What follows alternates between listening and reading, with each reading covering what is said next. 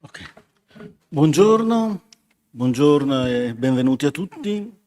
Benvenuti a voi qui in sala e a chi ci sta seguendo nella diretta online. Vuoi tirare più comodo? Vediamo. Ok, quello che preferisci. Dove ti trovi meglio? Okay. Dicevo, benvenuti a voi qui in sala, benvenuti e un ringraziamento anche a chi ci sta seguendo grazie alla diretta streaming. Iniziamo questa mattina la terza e ultima sessione del convegno dedicato a Holy Mountains in Byzantium and Beyond, organizzato dalla Fondazione San Carlo, dall'Università Ca Foscari di Venezia e dall'Università di Modena e Reggio Emilia, in collaborazione con le Gallerie Estensi e con l'Associazione Italiana di Studi Bizantini. Apre i lavori di questa mattinata il dottor Andrei Dumitrescu, che sta svolgendo un dottorato in storia dell'arte medievale bizantina all'Università di Stanford, con un intervento dal titolo, se riesco a leggerlo senza occhiali, The Holy Mountain Late Byzantine Mural Programs. Lascio la parola al dottor Dumitrescu. Grazie, dottor Suozzi. Vorrei ringraziarla per l'organizzazione di questo convegno. Vorrei ringraziare anche il professor Rigo per avermi invitato. Sfortunatamente non parlerò in italiano adesso, but I'll switch to English. I took very seriously the 45 minute suggestion, so please bear with me. My presentation is titled Mirroring Paths, the Holy Mountain or Mountains in Late Byzantine Mural Programs. The late 13th century Church of the Mother of God Perivleptos in Ohrid, North Macedonia, in the late 13th century Church of the Mother of God Perivleptos in Ohrid, the tympanum surmounting the doorway on the west wall of the narthex bears an elaborate depiction of Moses' theophanic experiences on Mount Sinai. The composition belongs to a lavish mural program painted in circa 1294-95 by the workshop of Michael Astrapas and Deftichios from Thessaloniki under the patronage of Progonos Gouros, a Byzantine military commander in charge of Ohrid. Situated in the central bay of the narthex, come si fa? Quello laterale e poi ok, va bene. So situated in the central bay of the narrow vestibule, which precedes the church's crossing square naos, our fresco occupies a key position within the economy of the sacred space.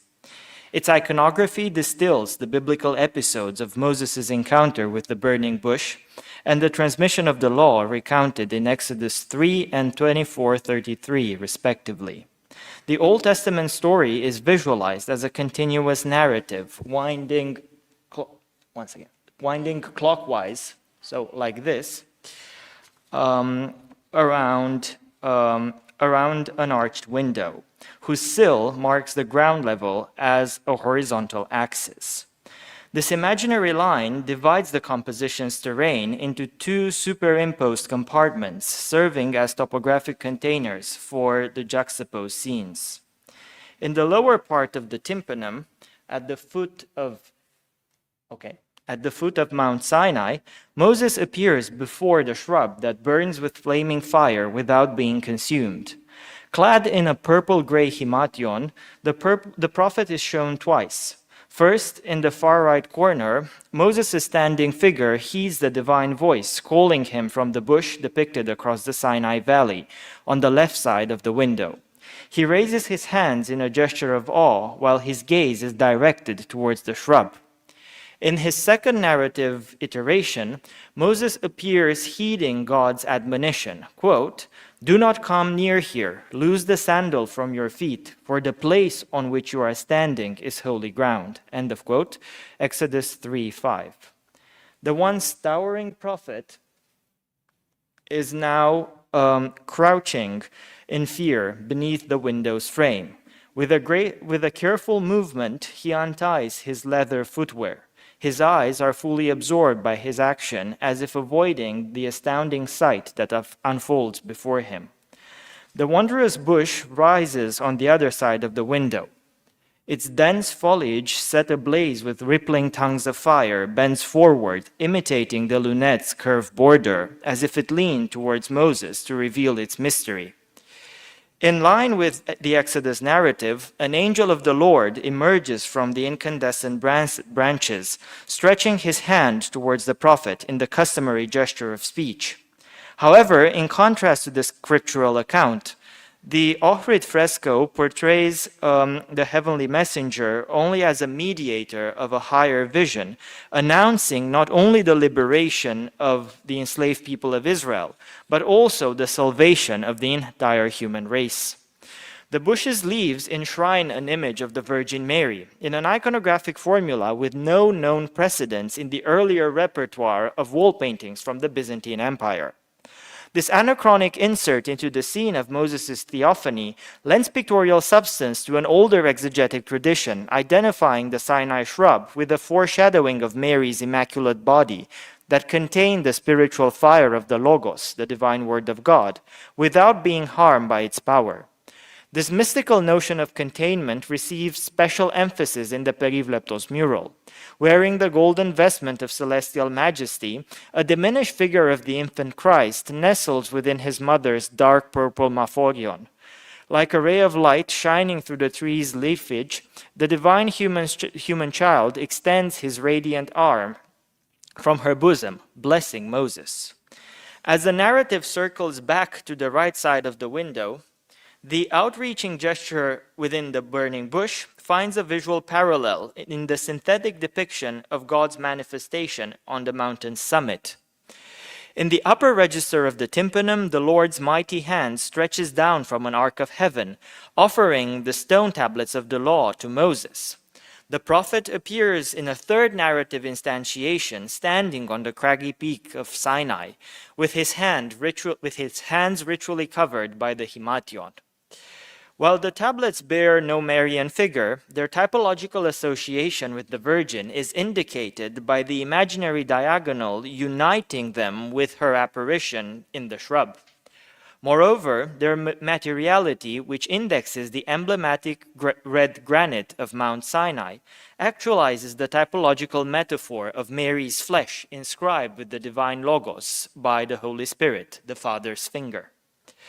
The joint representation of the burning bush epiphany and the reception of the tablets are integrated into a broader cycle of prophetic visions from the Old Testament.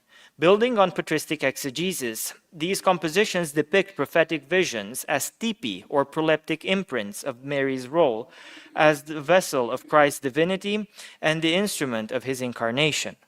Apart from the Moses composition above the door, 6 other Old Testament scenes extensively discussed in previous scholarship are featured on the tympana that crown the walls of the narthex in the lateral base.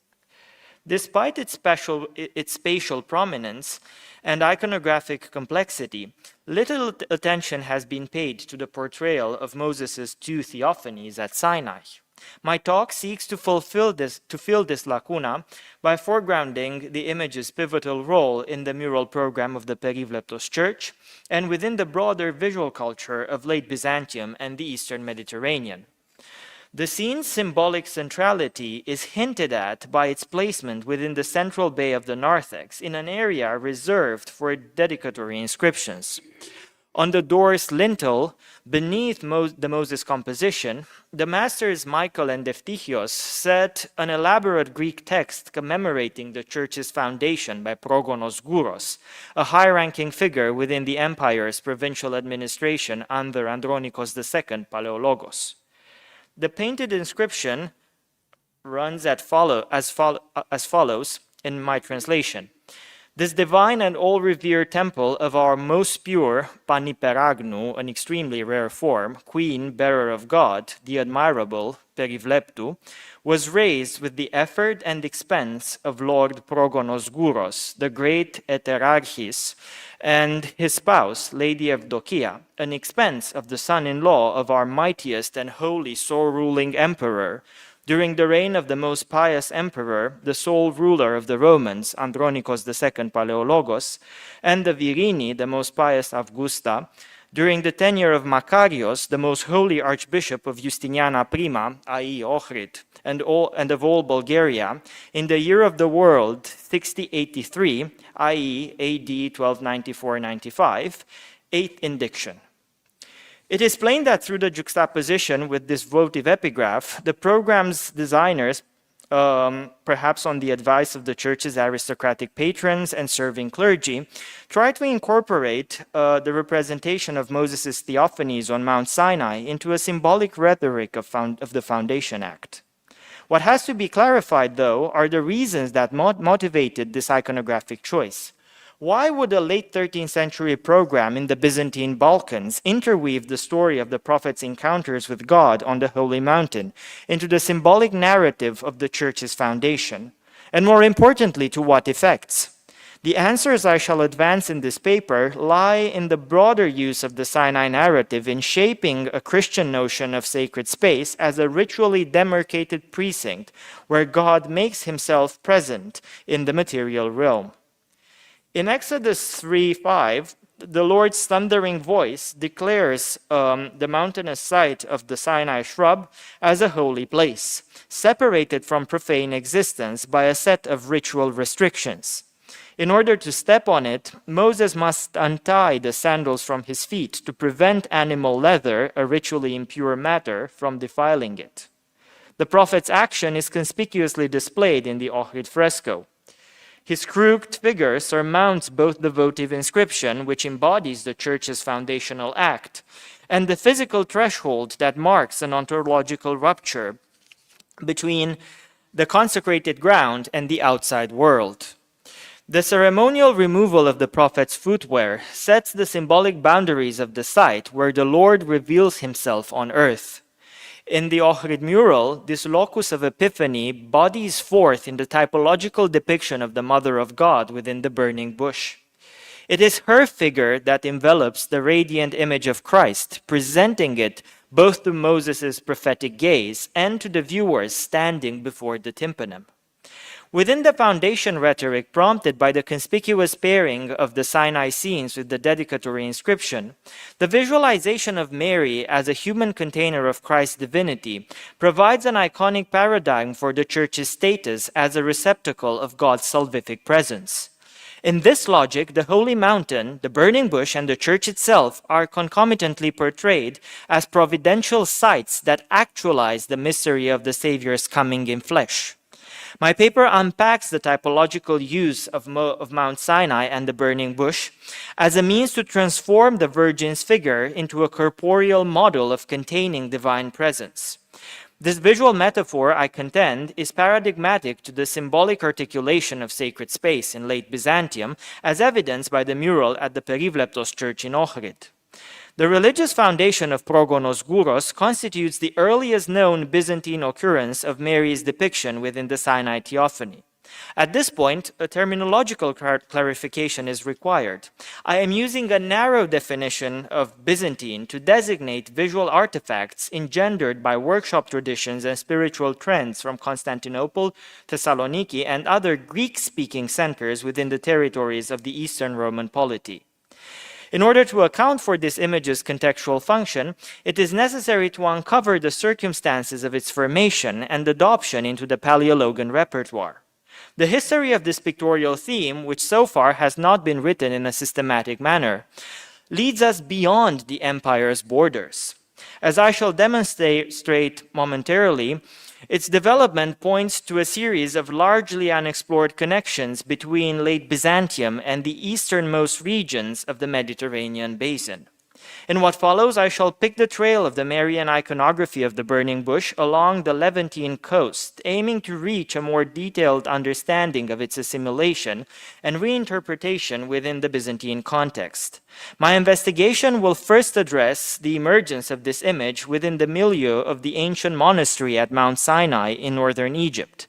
I shall formulate then a plausible scenario regarding its dissemination through icons and manuscript produced in the late 12th and 13th century Crusader milieu. I argue that the representation of the Virgin within the miraculous shrub was articulated as a titular image of the Sinai monastery, emphasizing the site's centrality within the Christian history of salvation. Yet, despite its initial embeddedness in the Sinai landscape, the image of Mary within the burning bush, as well as the spatial model of the theophanic mountain, acquired a more universal function, being adopted into wall paintings from the late Byzantine Empire. This line of thought will bring me once again to the Ohrid mural, whose designers reshaped the Sinaitic model in accordance with their site's specificities and their spiritual expectations.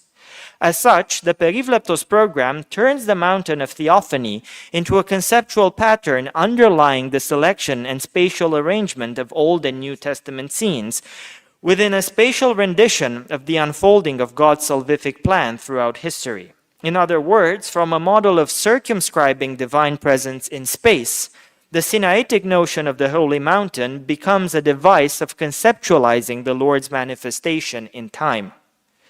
The depiction of Moses witnessing the anachronic apparition of the Virgin within the burning bush emerged about 100 years before Michael Astrapas and Deftichios painted the west tympanum of the Perivleptos narthex. Its origin seemed to go back to the Sinai monastery in northern Egypt, the locus sanctus that had harbored the relic of the biblical shrub since late antiquity. In his mid-6th century account of the imperial building campaigns, Procopius of Caesarea mentions that Justinian I founded a monastery of the Theotokos at the foot of Mount Sinai, on whose pinnacle Moses had received the divine law. Procopius's text does not explicitly invoke the epiphany of the burning bush. Nonetheless, the topographical link to Exodus 3 is self-evident. The monastery's dedication to the Mother of God speaks to an already established exegetical stance, identifying the burning bush as a foreshadowing of the Incarnation. Beginning with the 4th century allegorical life of Moses by Gregory of Nyssa, Christian commentators interpreted this theophanic episode as a prefiguration of Mary's virginal birth. Quote, "From this," Gregory writes, "we learn also the mystery of the Virgin. The light of divinity, which through birth shone from her into human life, did not consume the burning bush, even as the flower of her virginity was not withered by giving birth." End of quote. This exegetical thread was subsequently expanded on by writers such as Proclus of Constantinople in the 5th century and John of Damascus in the 8th. Yet, despite his rapid canonization in liturgical homilies and hymnography, Gregory's reading of the Sinai bush did not register a substantial impact on figural culture until the later Middle Ages. Available evidence suggests that the Marian rendition of the Moses shrub crystallized as a narrative scene only in the Crusader period. The earliest known examples were made throughout the decades following the 1187 reconquest of Jerusalem by the armies of the Ayyubid Sultan Salah ad-Din. Among them, there is a late 12th or early 13th century icon preserved in the collection of the Greek Orthodox Patriarchate in Jerusalem. The panel shows the Sinai shrub within a rocky valley flanked by 2 peaks. Its dark branches seem to grow along the bust-length figure of the Virgin. In the background, a gigantic flame bursts from the ground, encasing the Virgin's body in a mandorla-like shape. A gleaming red effigy of the infant Christ floats before his mother's chest, as if the supernatural fire had permeated her flesh, being distilled into iconic representation. Like in the later Ohrid fresco, the angel of the Lord calls Moses' attention to the vision. This time, however, he does not speak from the bush, but flies into the composition from the left side. Kristen Collins interprets this alteration of the expected narrative setting as an allusion to the Virgin's annunciation by the Archangel Gabriel. The gospel scene is also referred to by what seems to be a wool skein depicted in Mary's right hand. Upon witnessing this type of Christ's incarnation, Moses removes his sandals and then, in a second narrative iteration, approaches the shrub barefoot. Apart from the innovative typological iconography, the panel exhibits an uncommon attentiveness to the topography of Mount Sinai. As mentioned above, the Marian shrub stands in a rocky hollow between two mountains of different heights. This configuration mimics the real location of the Burning Bush Monastery, which stands between two major peaks. Commonly known under the Arabic name Jebel Musa, i.e. Mount Moses, the lower one was believed to be the place where the Prophet received the tablets of the law. The higher summit, however, elicited a different narrative tradition. According to the Byzantine hagiography of St. Catherine of Alexandria, her beheaded body was miraculously transported by angels onto the highest peak of Mount Sinai, which was thereby called Jebel Katrina, Mount St. Catherine. Her relics were later discovered by monks and brought to the monastery for veneration. In the period when the Jerusalem panel was painted, the two summits were widely recognized as the major landmarks of the Sinai monastery. Their incorporation into the spatial setting of the burning bush scene allows us to include the icon into the larger category of loca sancta images, previously discussed by Kurt Weitzmann. This group of representations produced within or for the Holy Land are characterized by an increased affinity for, quote, very specific topographical details, end quote, meant to assist to or simulate the experience of pilgrimage. Therefore, it is safe to assume, in line with Weitzmann's reasoning, that the panel's iconography spoke to a visual tradition shaped in the monastery's spiritual, if not geographical, orbit. Further evidence in this sense is provided by the ample corpus of 13th century icons building on the typological association between the Virgin and the Sinai shrub, currently in the collection of St. Catherine's Monastery. Due to the lack of documents, the exact dating and provenance of these panels remains famously insecure.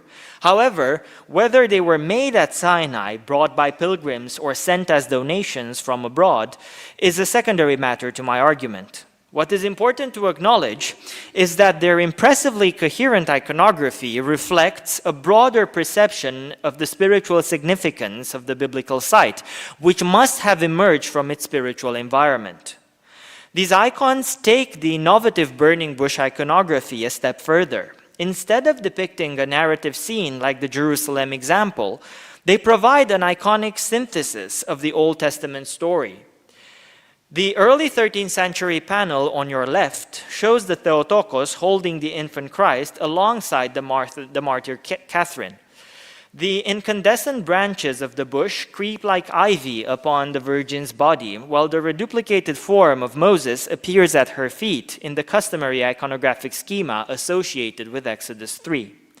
While this example maintains a series of narrative attributes, the vast majority of contemporaneous Sinai icons limit themselves to a laconic depiction of Mary with no further elements than the divine child before her chest.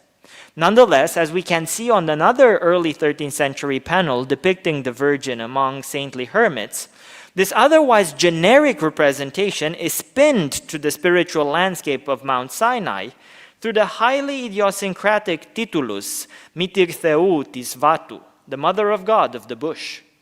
The Sinaitic background of the bystanding saints, from left to right, Georgios, Nilos, Anastasios, and John Climacos, strengthen the image's localism. Jasch Elsner and Gerhard Wolf connect the emergence of the Vatos representation of Mary with a contemporaneous reconfiguration of the monastery's identity as a locus sanctus and the pilgrimage center. In the early 13th century, the devotional emphasis of the Sinai shrine had shifted from the sites of biblical events to the cult of St. Catherine, whose miracle-working body had been transferred to the sanctuary area of the main church. The image of the Virgin Tisvatu was likely meant to preserve and enhance the monastery's scriptural aura alongside the more popular veneration of the martyr's bodily relics. The typological representation of Mary within the burning bush provided a corporeal counterpart to the physical presence of St. Catherine, accentuating the major role that Sinai played in the history of human salvation. One wonders whether this incarnational turn of local imagery could have been facilitated by the late 12th and early 13th century political context of the Holy Land. In the period when the images were the Mother of God, Tisvatu, were created around Sinai, Christian access to the major locales of Israel's earthly life, such as Jerusalem, Bethlehem, and Nazareth, had become increasingly problematic due to the restored Islamic rule. Under such circumstances, it is not unlikely that the Sinai shrine tried to absorb part of the New Testament charisma of the Holy Land by presenting the burning bush episode as a major step toward the accomplishment of God's salvific plan. In other words, the material locus sanctus, originally linked to Mosaic theophanies, was now turned by means of Marian imagery into a mystical locus of the Incarnation. The locally assimilated image of the Virgin endowed Sinai with a charismatic aura comparable to Palestinian shrines such as Joseph's house in Nazareth or the Nativity Cave in the Bethlehem Basilica.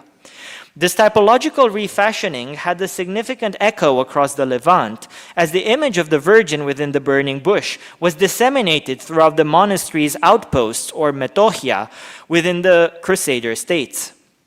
Several icons attributed to painters based in mid-13th century Acre, the capital of the shrinking Crusader kingdom, bear witness to this phenomenon. Due to time limitations, I shall only mention a small devotional panel currently in the Sinai collection. The icon portrays the Mother of God Tisvatu between Moses, Elijah, and, rather surprisingly, the saintly bishop Gregory of Nazianzos. With gentle hands, Mary touches her infant's shoulder and thigh without actually supporting him. Rather, Christ seems to float in front of her mother's bosom in a manner more akin to a vision than a solid presence. The two prophets direct their gazes and right hands to the Savior in the customary gesture of theophanic scenes. Indeed, the pairing of Moses and Elijah around the figure of Christ evokes the traditional schema of the Transfiguration or Metamorphosis on Mount Tabor.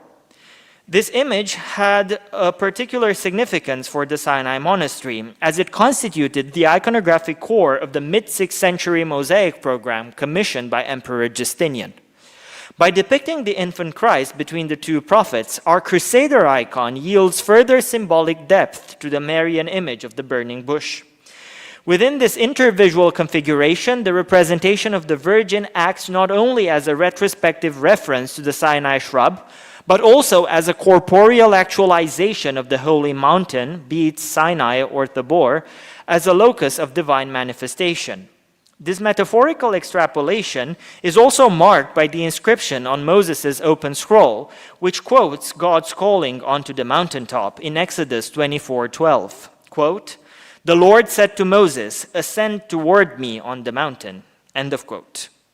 Yet, in contrast to the ancient Transfiguration mosaic, the Crusader icon moves the emphasis from the overt epiphany of Christ's divine majesty to his concealed revelation in the humble form of a babe. Whilst made by a workshop from Acre, the panel's iconography exhibits an exceptional familiarity with both the visual culture and devotional atmosphere of Mount Sinai. It is very likely that the icon was intended as a gift for the Burning Bush Shrine, and perhaps even made, as Jaroslav Folda suggests, at the monastery's house in Acre. If this hypothesis is correct, the Sinai metochion in the Crusader capital must have constituted one of the main channels of the image's transmission across the Levant. A slightly later miniature within an Armenian gospel book commissioned by King Hetum II of Cilicia lends further support to this idea. Produced in 1286, this lavishly illuminated manuscript contains a marginal representation of Mary within the burning bush, published by Siracpi Dagnaksesyan. The image is appended to the liturgical reading from Acts 7:30 to 34 on folio 229 recto. This pericope consists of St. Stephen's speech before the Jerusalem Sanhedrin, in which the archdeacon evokes Moses' encounter with the Sinai shrub as an anticipation of the salvific mystery enacted through Jesus Christ. The Virgin is depicted as a standing figure stepping on the shrub's flaming foliage. Her hands are raised in prayer, while a golden medallion containing the bust of Christ appears before her chest. Albeit iconographically different, the image displays a striking formal resemblance to the icon made in Acre, especially in what concerns the Virgin's physiognomic features and the treatment of her vestments. Thus, one might assume that the Hetum miniature was represented an adaptation of the earlier Sinai model filtered through the Crusader milieu. The inflection of the Vatos iconography in Armenian Cilicia is but a symptom of a much broader reception across the Eastern Mediterranean. Already in the 1286 lectionary, I keep going back to 1284. The Marian image of the burning bush had been detached from any overt form of Sinaitic localism. What was originally meant as a titular representation of the monastery had now been transformed into a typological image of salvation, conveying a more universal message activated in the performative framework of liturgical lections. The final part of my paper argues that this tendency gained further traction in late 13th century Byzantium. Less than a decade after the Cilician manuscript, the Ohrid rendition of Moses before the burning bush proves how the Sinaitic rhetoric of the Holy Mountain as a locus of God's salvific presence could be symbolically replicated beyond the physical loca sancta. As I have already proposed at the beginning of this talk, the monumental composition on the west wall of the narthex appears as a paradigmatic model of demarcating the space of the Lord's Epiphany. The designers of the Perivleptos wall paintings suggested a parallel between the biblical site of the burning bush and the sacred precinct of the church, mobilizing the archetypal logic of the ritual delimitation between sacred and profane space. This symbolic equivalence was likely enhanced by the building's position on a flat hill overlooking the medieval city of Ohrid and the nearby lake. From this conspicuous spot, the church seems to embody the Greek epithet perivleptos, literally translated as the one to be looked at from all sides. Even more significantly, however, the building's place within the Ohrid terrain facilitates a synergy between the iconography of its painted interior and the characteristics of its natural surroundings. Upon noticing the semantic centrality of the Sinai composition, the community of medieval monks and believers were compelled, most likely, to identify the site of the Perivleptos monastery as a holy mountain. Within the church's walls, God manifested his presence as he had done before, both in the shrub that Moses encountered on the slopes of the mountain and on the latter's peak. The topographic symbolism developed around the joint Sinai theophanies provides a more general structural principle to the church's iconographic program. This conceptual pattern reverberates beyond the narthex into the selection and spatial arrangement of narrative scenes from the lives of Christ and the Virgin painted in the upper zones of the crossing square naos. Within the church's main chamber, the west tympanum and wall displayed a superimposed depiction of the descent of the Holy Spirit upon the apostles and Mary's dormition, or chimesis, and assumption into heaven. The two scenes appear as a topographical counterpart to the narthex images of the Sinai theophanies. Christian tradition claims that both the descent of the Holy Spirit and the Virgin's dormition took place on a sacred summit, more precisely Mount Zion in Jerusalem. Moreover, in parabiblical lore, the two narrative episodes were even set in the same two-story building, with Pentecost occurring in the upper chamber, where Jesus had also gathered his disciples for the Last Supper, and the chimesis on the ground floor. Although the conventional means of depicting mountains are omitted from the two compositions, whose background only comprises elaborate architecture, the terrain of their biblical locale is alluded to by the shape of the wall crowned by a tympanum. This architectural framework situates the joined images of Pentecost and the Virgin's dormition in a subtle conversation with the figuratively explicit depiction of Mount Sinai on the narthex west lunette. The two holy mountains are therefore presented as mirroring sites of theophany. The use of similar compositional strategies, aptly designed by the painters Michael Astrapas and Deftichios, facilitates this link. First, the two-story configuration of the Zion architectural complex bears striking resemblance to the twofold organization of the Sinai terrain on the narthex lunette. There, Moses encounters the burning bush in the valley beneath Mount Sinai and later receives the tablet on its rocky pinnacle. Second, much like the Moses fresco, the joined scenes of Pentecost and Dormition take shape around an arched window piercing the west tympanum of the narthex. In the upper zone, the opening provides a compositional access to the descent of the Holy Spirit. The 12 apostles, led by Peter and an anachronically inserted pole, appear seated on two curved benches whose circular disposition echoes the tympanum's architectural outline. Above them, the Paraclete descends as tongues of fire along diaphanous rays of light emerging from an open arc of heaven. Below, the inner margins of the circular benches enclose a dark chasm where the allegorical personifications of the Gentile tongues and tribes, the future members of the Christian church, stand on each side of the window's frame as if awaiting baptismal illumination. This rhythm of concentric circles is replicated in the lower zone by the Kimesis scene. Once again, the apostles appear in a circular configuration.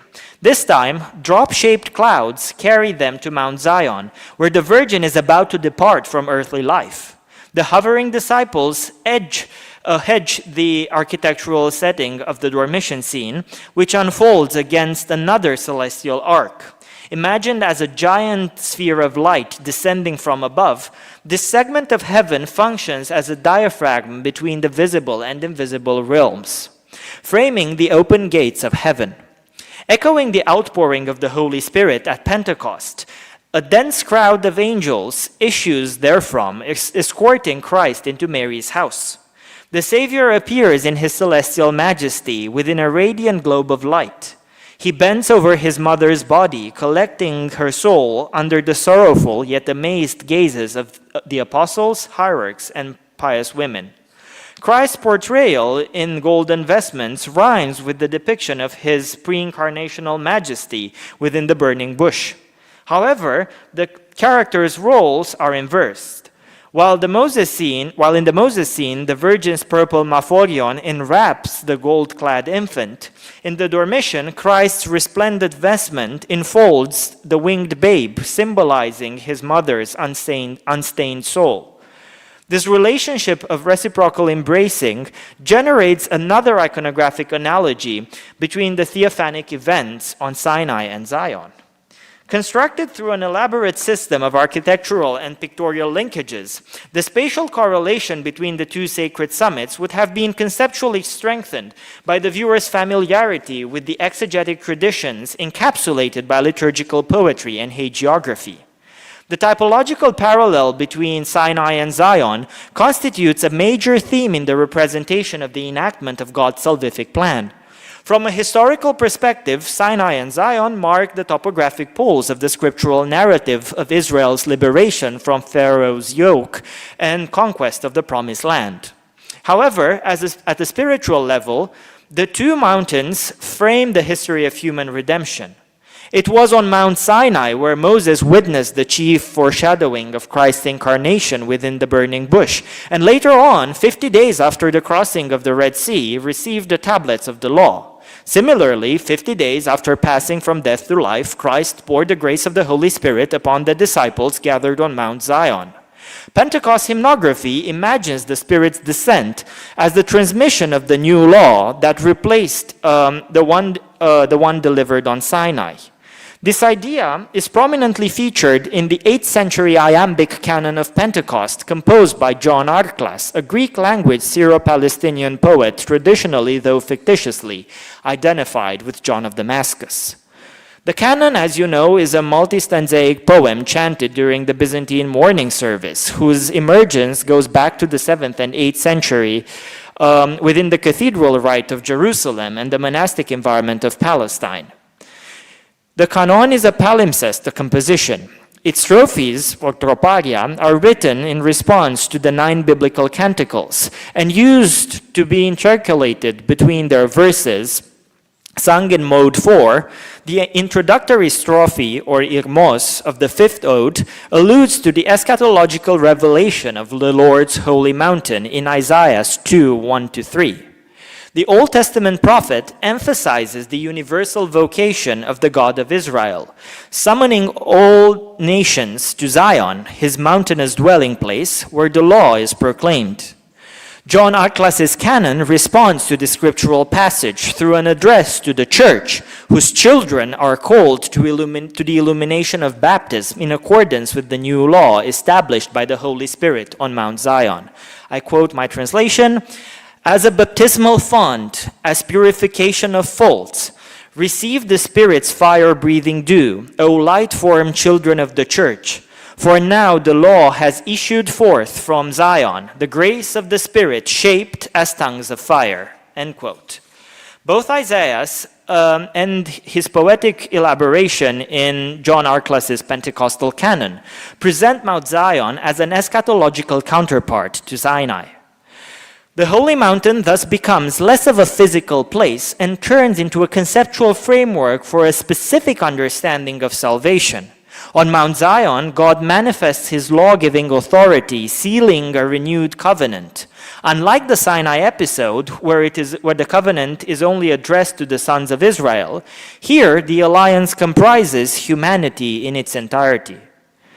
This typological comparison is further expanded on within the narrative of the Virgin's dormition. Mount Zion witnessed Christ's apparition at the hour of his mother's death. The popular 10th century Life of the Virgin by John Geometris compares this theophanic moment to God's manifestation on Sinai.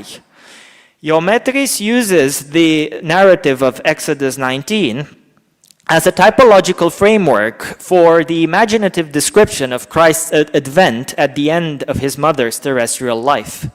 Geometris recounts that, quote, God was going to descend once again upon the conspicuous and overshadowed mountain, which is admired, perivlepton, by all and richly adorned with virtues, end of quote. The intertextual allusions to the Old Testament mountain topos are ambiguously deployed to designate both Zion, the physical locale of the dormition scene, and the Virgin herself. Furthermore, if this vita was indeed known to the designers of the Ohrid fresco, which is highly probable given the rich manuscript tradition, the epithet perivleptos would have had a special resonance, accentuating the church's perception as a sacred mountain. John the Evangelist, Geometris continues, quote, became a new Moses. He entered the cloud and received the tablets of the Virgin's testament, end of quote, identified as, quote, I quote again, the secrets of the miraculous things that had taken place, end of quote. The Perivleptos fresco pictures this moment by placing John at Mary's head and showing the theophanic descent of Christ within a cloud-like conglomeration of heavenly powers. While not explicitly featured into the narrative fabric, within the narrative fabric of the Chemis' composition, Geometris' connection with the Sinai narrative is actualized by the spatial correspondence with the Moses scene in the narthex. The arrangement of the two pairs of scenes within their architectural compartments sheds additional light on the typological interrelation of Sinai and Zion. The typological connections between the west wall of the narthex and its counterpart within the naos facilitates an abstraction of the notion of Holy Mountain. As a concluding point of my talk, I shall demonstrate how the Ohrid program turns what appears as a figural evocation of theophanic landscape into a geometric device of visualizing the unfolding of God's plan throughout history, in a manner pointing to an exceptional synergy between painting and rhetoric. The episodes containing the physical presence of Mary, namely the Epiphany of the burning bush and the Chemis, are situated at the foot of the sacred mountains, which correspond to the lower register. This link is enhanced by the visual parallel between the flaming bush and the golden vessel with burning incense inserted on the small pedestal before the Virgin's deathbed. Both motifs allude to Mary's role as the material vessel containing the fire of Christ's divinity. Conversely, the reception of the tablets by Moses and the descent of the Holy Spirit, construed as the parallel transmission of the old and new laws of God, appear in the lunettes.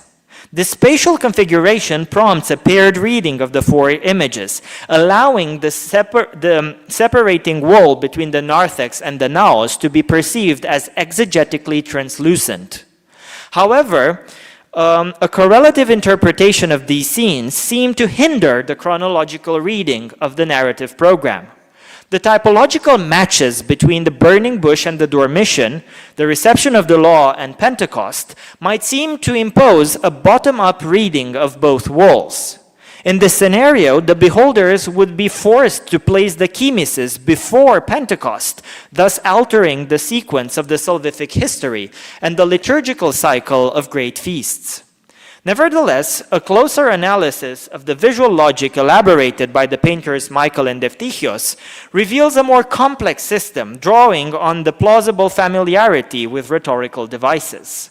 I suggest that the viewers are not meant to adopt the same direction of reading for both iconographic clusters. On the contrary, the program's inherent chronology encourages them to move their eyes across the two tympana from opposite starting points. Bottom up on the west wall of the narthex, which is to say, from the burning bush up to the transmission of the law, and top down in the naos, from Pentecost to chemises. This reversed yet corresponding sense of reading also stems from the basic narrative moves embodied by the Sinai and Zion episodes. The narthex tympanum shows Moses ascending from the valley where he engages with the epiphanic shrub to the mountain's pinnacle. By contrast, the images on the west wall of the naos follow a general pattern of descent. The Spirit's tongues of fire fall on the heads of the seated apostles, the latter's descent on clouds for Mary's funeral. The angelic hosts enter the earthly plane as a cascade pouring down from heaven, and finally Christ comes to his mother's house and bends his glory over her deathbed. While putting together the typological pairs, namely burning bush Dormition and reception of the law Pentecost, based on memorized knowledge of hymns and hagiography, one notices that the scene's exegetical entwinement does not follow a linear logic, but rather represents a spatialized chiastic schema. Also known as antimetaboli, the so-called schema chiaston, or simply chiasm, is an ancient rhetorical device entailing the construction of a period through the repetition of two elements in reversed order, following an ABBA pattern. This rhetorical move appears as a reconfiguration of natural syntax, which tends to adopt a more linear logic such as ABAB.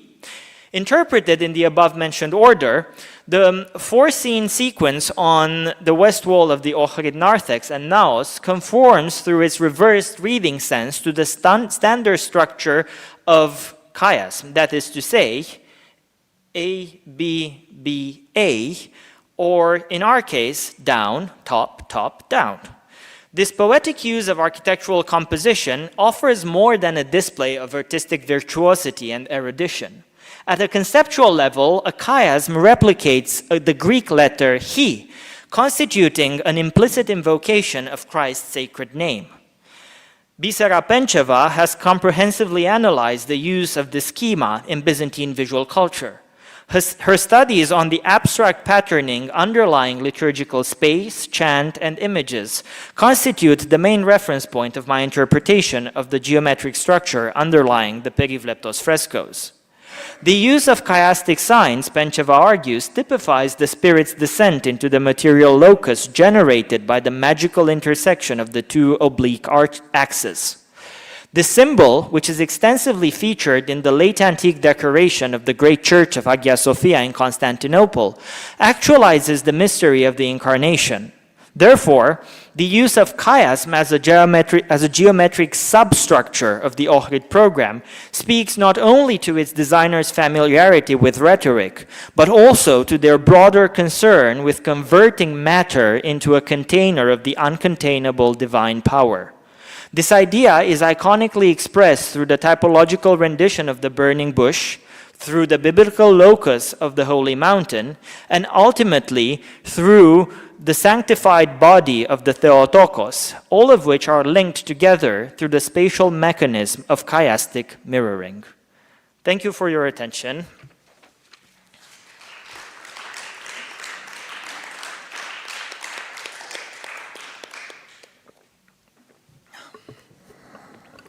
Grazie mille, grazie al dottor Dumitrescu. Come sapete c'è la possibilità di intervenire, di fare domande. Controllo anche se c'è qualcosa online. Ok. Prego. Thank you. That was a very good paper. Maybe a bit heavier that I could digest early in the morning, but very, very good. Well done. As I've spent some time on the burning bush, I agree with you that the icon in Jerusalem is very, very important to understand when and how this iconographic type made its appearance, scheme, let's say. I want to add to your argumentation the fact that the visit of the Patriarch of Jerusalem, who finally died at Sinai and was buried there, I won't tell his name because maybe I'll make it wrong, so I prefer, could it be Jeremiah, could it be something like this, who visited Sinai accompanied by the painter Petros. And I think this happened in the 13th century. Mm-hmm. The painter Petros, I'm not saying that he was involved in the creation of the Jerusalem panel because that was earlier than him, but he must have already seen representations of the burning bush, and I think that's why I'm saying Jerusalem is a very, very important locus. So he goes there, and I think the icon you showed us, he's the one who brought the burning, I mean, it's not a bush any longer. It becomes, you remember that all these branches do not give you the impression of a bush. Mm-hmm. This is, I cannot, I mean, I don't know why I cannot find my words, but I mean, it's not a burning bush. What it is, maybe I'll tell you later, because I can't remember now, because I tried to describe this. He brings that into the iconography of Sinai, and I think, and you have two icons with his own signature. So it's very easy for you to compare his style and his iconography with the icon you showed us. And then, if we move to the Chapel of St. James, what we have is again the same iconographic type. Mm-hmm. These frescoes, as you know, were erroneously dated later, by my mentor, actually, Manolis Hadzidakis. You know, he was a very good scholar. This, you know, this won't make him an inferior scholar. He was a great, great scholar, but somehow he's got it wrong. And once he dated these frescoes in the 15th century, everybody had to respect his view, and nobody ever tried to say, no, this is wrong, these are 13th century. So the icon you showed us, and more icons of the same type, go with the fresco. And everything happened in the 13th century on the occasion of the visit of the Patriarch of Jerusalem to the monastery with the painter Petros. So I think I'm very happy you've said what you said, because it makes me feel that it makes a bridge. And Jerusalem still is the place where they first thought. I mean, was it because it was a crusader? Maybe. I mean, they must have found the courage to overcome the idea of a burning bush and turn it into something else which was more artistic. Yeah. Thank you for this comment. It's not a question, I'm afraid. It's rather it's a great comment, and thank you for all these references. I had some vague memory of the patriarch's visit, but somehow it went out of it went off radar while I was doing this paper. So thank you so much for this. I just want to add a further comment. I perfectly agree. Those frescoes in the St. James Chapel must be 13th century. I think, if I'm not mistaken, in the volume edited by Sharon Gerstel and Robert Nelson, Parpulov makes this suggestion, but in a very, let's say, this. makes the mistake of redating everything. Yeah. We're very cautious. In the Yeah, end, yeah. we lost the game because everything has to be redated. And so now we're very cautious. I love Georg is a very good scholar. I'm not trying to diminish him at all. He's a very good scholar. But it has this idea of it was not painted when everybody else believes it was. No. You know that he has redated everything. The 11th century icons to the 13th, and then the 5th, it's the whole, yeah. But on some occasions, he's absolutely right. I mean, I think in this case, it's very obvious, and there's also this very important Jerusalem connection, which unites not only the depiction of Mary within this coral-like burning bush, and it also connects her with the figure of Iakovos Adelphotheos, which is the emblem of the Jerusalem Patriarchate. And what I wanted to add, just for the sake of conversation, is that the connection between Sinai and Jerusalem and the Sion Basilica complex is very important in the Crusader and post-Crusader period, even in a material way of fashioning the locus sanctus, because there are stories and pilgrim accounts about two pink stones taken from Sinai to the Basilica of the Dormition, and according to some Western pilgrims, they were the Virgin Mary herself before her death prayed to God. I think if I'm not somehow inventing the story on the spot, but even if I'm inventing some narrative details, the core is this. So she prayed to God to go to see or to receive something from the place where Moses' theophany had happened. And it's either an angel or someone else, or John the theologian, something like that, comes with the two pink stones that are preserved in the Sion Basilica. So there's even this material connection that happens through the Virgin and as a sort of testament of the Virgin. So I think this is really what's happening between Jerusalem and Sinai. Thank you.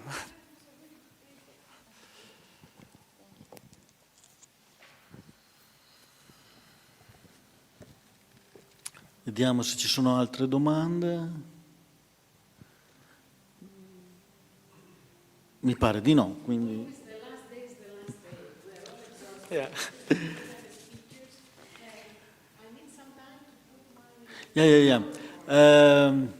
Ci prendiamo 15 minuti di pausa, così avvisiamo anche chi ci sta seguendo in streaming.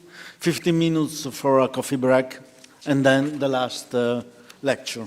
Thank you. Thank you. Grazie.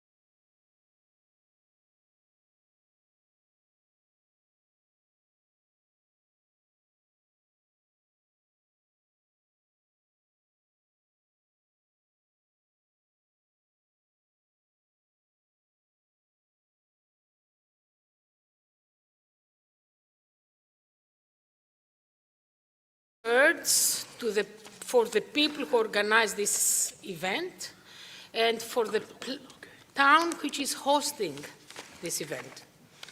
And I'm telling you what I feel. This is the friendliest conference I've ever been.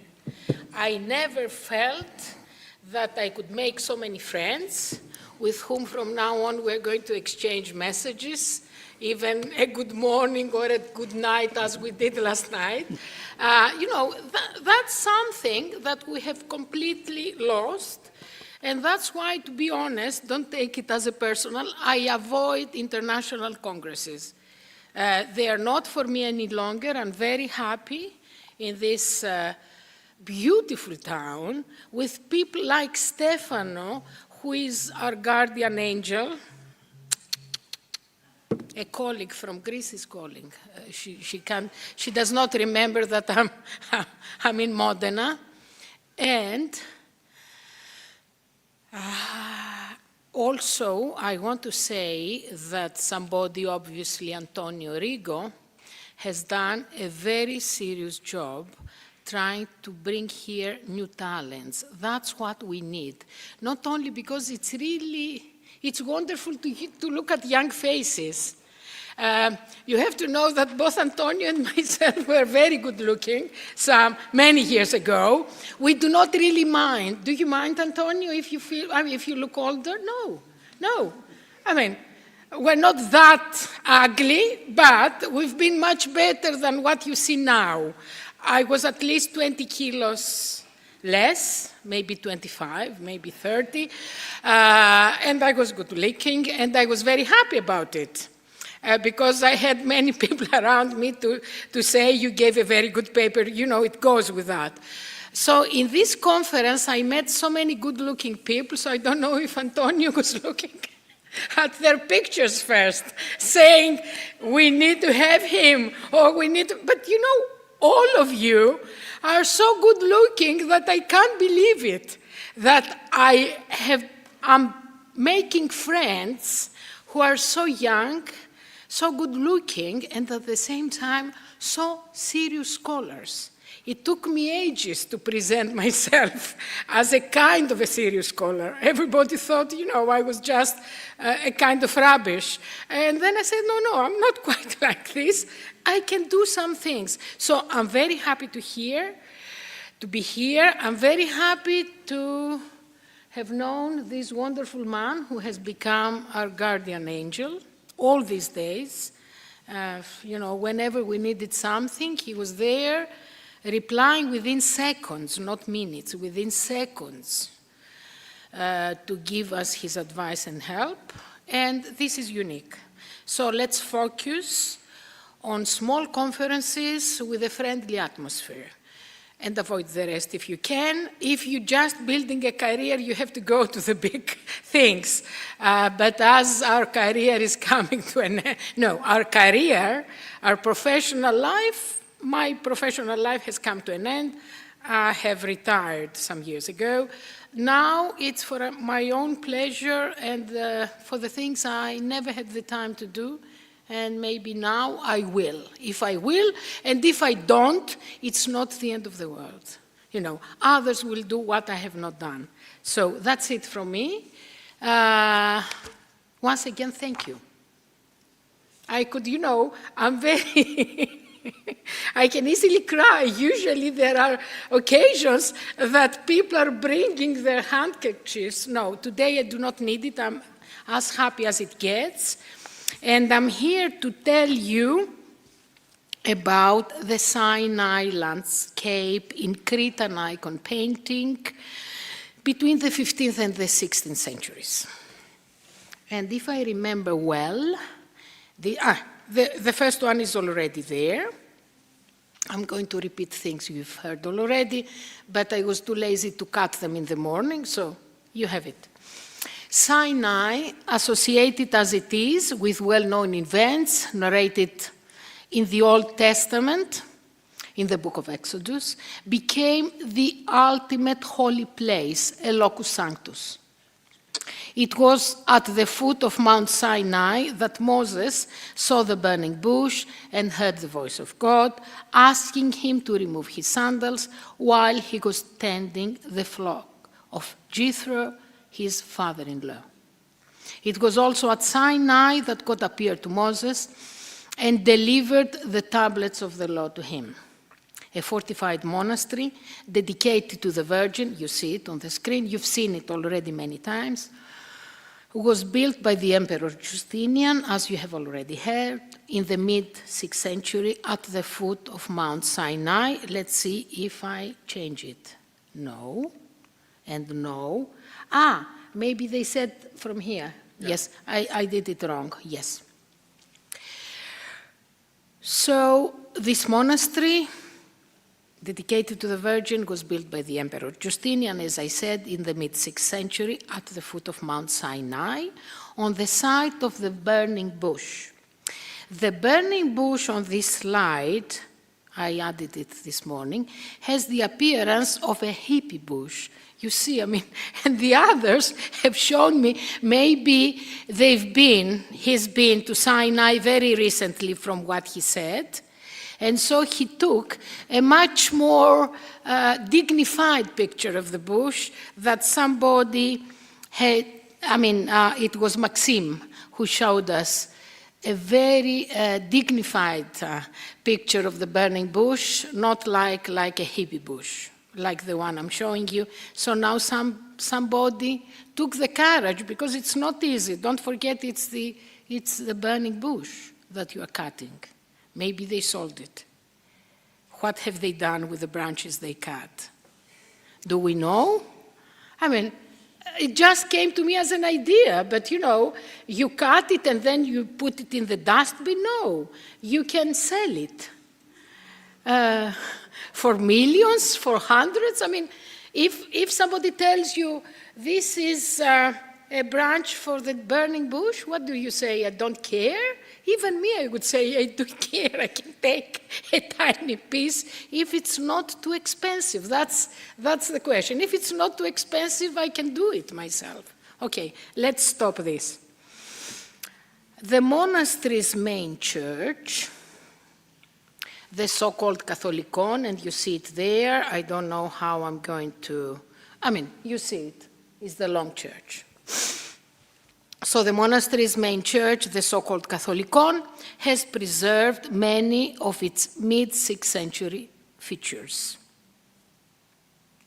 The mosaic of the Transfiguration in the sanctuary apse is the most spectacular among them. And now some pictures which you may find interesting.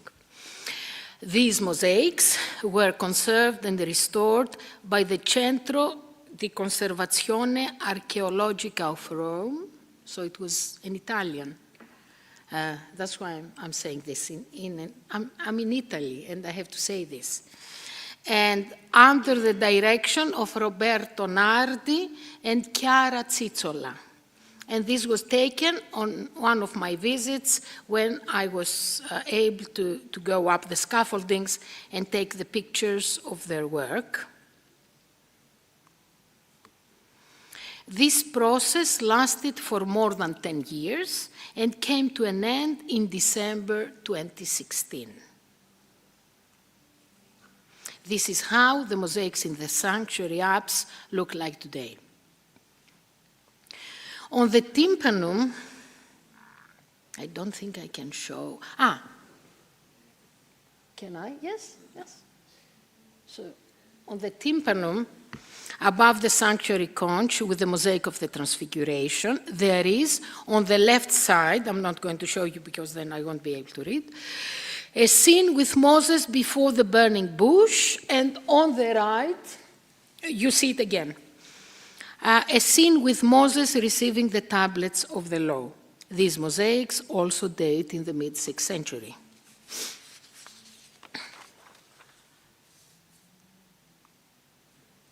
No. Yes, I had some arrows, but yes, this is it, what we need. Sinai, already an Old Testament locus sanctus, also became the repository of St. Catherine's body, After the saint was decapitated in Alexandria, her body was transported by angels and buried at Sinai. And what I'm showing you is what is till today called St. Catherine's Mount. And so she was buried there, and we can't be certain when the relics of the saint were discovered at the top of the mountain named after her, which you have on the screen. Once discovered, they transferred to the monastery's main church. We heard about this again and again, inside the Catholicon, and placed in a marble sarcophagus on the south side of the sanctuary, where they started miraculously to exude oil. The translation of St. Catherine's relics from Sinai to Rouen in Normandy between 1030 or 1060 gives a terminus for the discovery of the saint's relics. The earliest reference to the veneration of St. Catherine at Sinai is to be found in the Typicon of Simeon, the abbot of Sinai, which he drew up in 1214. It is somewhere around that time that we should also place the change in the dedication of the monastery from the Virgin to St. Catherine. According to the Typicon, which regulated the liturgical services at the monastery, the saint's feast day was held on 24 November. Today, the monastery follows the old ecclesiastical calendar and celebrates the saint's feast day on December 8th, and this is a major event for the monastery. At Sinai, both the landscape and the monastery stand for the holiness of the place and therefore become inseparable. This paper will investigate how and when the Sinai landscape was visually upgraded from being a mere background for the Old Testament events which took place there to an independent composition. In the mid-6th century mosaics on the tympanum, now you see them as close as it gets, which are above the sanctuary conch, with Moses before the burning bush on one side, and Moses receiving the tablets of the law, the emphasis is entirely on Moses. Mount Sinai is treated in a very schematic and generalized way. And you can see that. What kind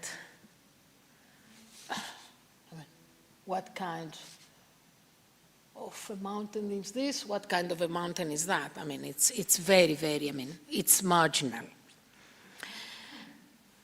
And if we see more examples, early examples, as you see, this is an icon dating to the 10th century, with Moses standing before the burning bush while taking his sandals off. And I have another one. In this one, which dates to the late 12th, early 13th century, the two events, Moses before the burning bush and Moses receiving the tablets of the law, are fused into a single event.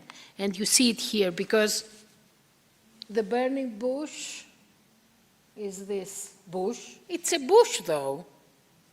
It's a bush. And then he's receiving the tablets of the law. So the landscape is almost absent. Or it is absent, not almost. It is absent. We just have the green grass, if there was any there. We have the green grass on the ground.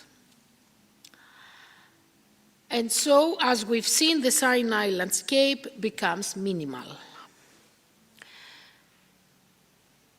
The central panel of a triptych surviving at Sinai,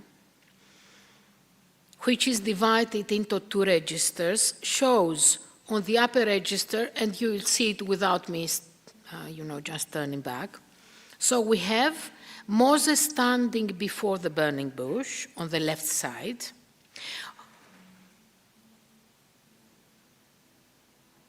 Moses untying his sandals in the middle, and Moses, while he is flocking, you see him with the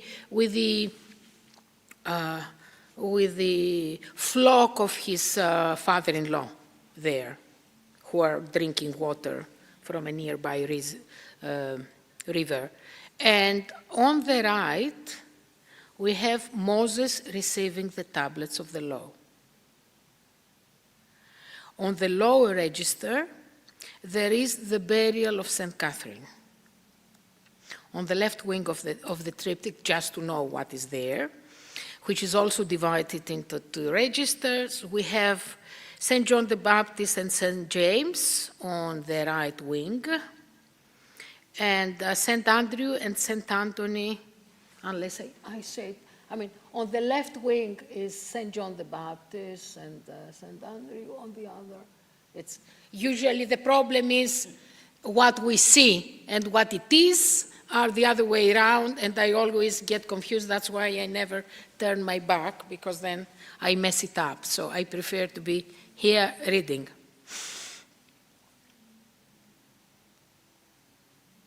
And then, I have some arrows just to show you which we do not need. So, let me go back. I want to go back. The central panel of a diptych surviving at Sinai, yes. We've seen that. Let me see, because maybe I lost the order of things. Yes. So this triptych, that's why I told you, I avoid turning because then I mess it up. I stay here.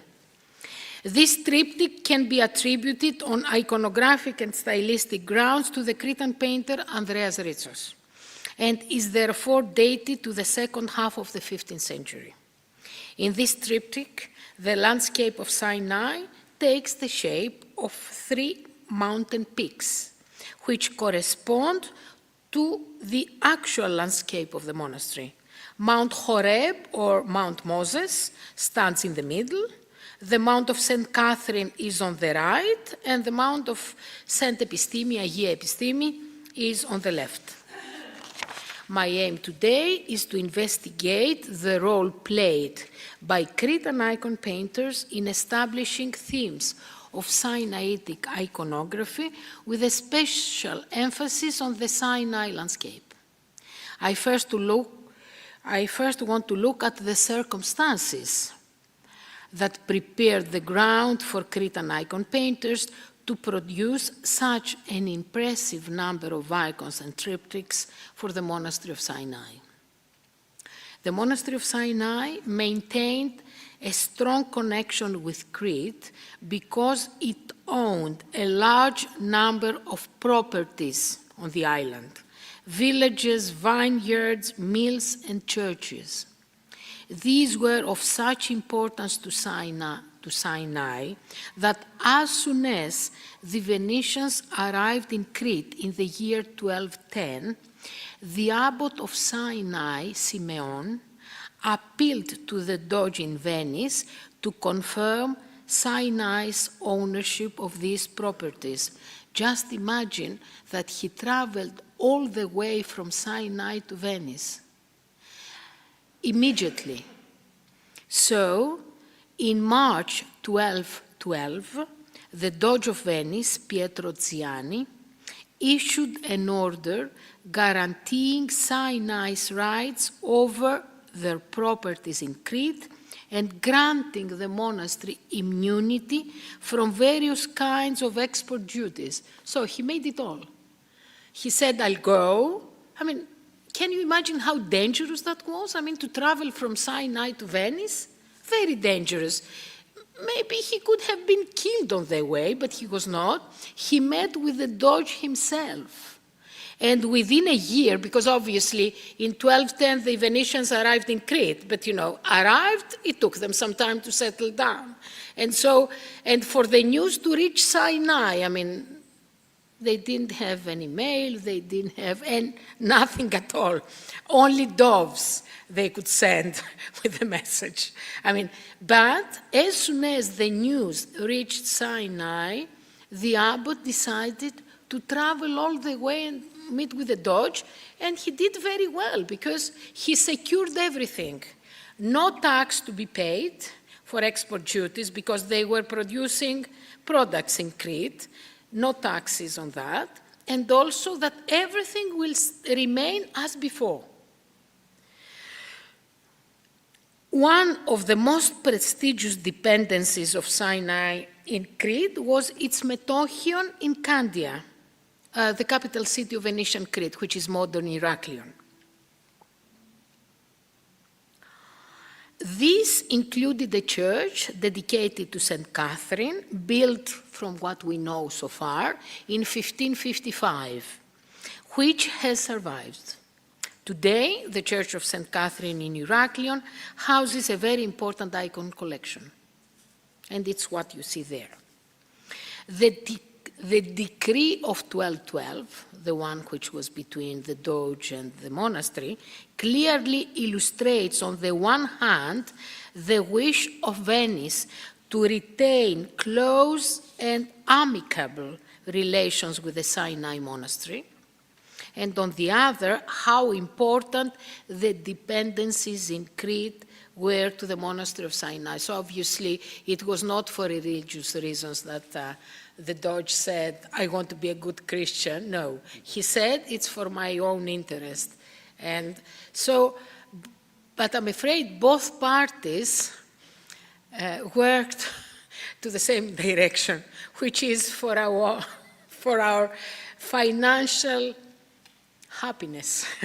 We need money, we need a special treatment, which they obtained. So this close relation, this close connection between Sinai and Crete is reflected in the number of Cretan icons produced for the monastery. In fact, an impressive number of icons and triptychs are to be found everywhere in the monastery. Some of these works bear the signature of well-known Cretan painters. This icon with St. John the Theologian dictating the text of his gospel to his disciple Prochoros, while he has, he has this inspiration from God. And they're sitting in front of the cave of Patmos, which is quite unusual. Why they have an icon which is associated with Patmos and not with Sinai, but they have it. And this icon is the work of the painter Angelos, a very important, the most important 15th century painter, who was active in Candia in the second quarter of the 15th century. So this icon can be dated between 1425 and 1450. Because in 1450, Angelos died, so. The painter's original signature on the lower right, you see it somehow, it's obvious. On the lower side of the icon was overpainted in the late 18th century. And this is not the only icon by this very important painter. This icon, which was overpainted, that's how it looks so miserable today, but it's not. I mean, it's a good icon. Whenever it will be cleaned, it will show its original quality. And so this is also by Angelos, and it is signed down on the right-hand side again. It is signed by painter Angelos. And there is also another icon which is not signed by Angelos, but as I have dedicated all my life to this painter, trust me that this is his own hand. Otherwise, I miss the case. No, it is by him, and it's a very good icon. And you have Christ his father, the Virgin, his mother, and St. John the Baptist. And also it's important that we have the will of this painter, of Angelos Akotandos. And this will was composed in 1436. And there it appears this close relation this painter had with the Sinaitic Metochion in Candia, to which he bequeathed a sum of money and on certain conditions a part of his immovable property.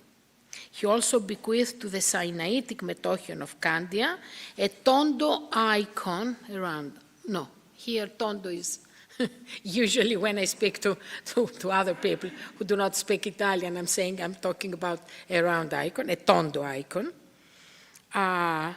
depicting St. Catherine, and so in which he wants this icon, which he bequeathed to the Sinaitic Metochion of Candia, that he wanted this icon to be displayed every year on the saint's feast day in commemoration of himself. The icon, that icon has not survived. But there is another icon, which again, trust me, is by him. And it's this icon, which is also a tondo icon. Today, it was in Skradin, and during the hard days Yugoslavia had to face, it was taken to the Episcopal Palace in Šibenik, and it's there till today. Maybe very soon Skradin will ask to have it back, but at the moment it's in Šibenik, and this can also attribute it to Angelos on iconographic and stylistic grounds, and this is something very common with Cretan painters. They were painting the same subject more than once. First, because they had many clients, and second, because maybe it was also a kind of an exercise for them. And don't forget that Dominikos Theotokopoulos followed exactly this pattern once he became a painter. The same theme again and again. So on this occasion, we have an icon. We cannot say this is the very icon.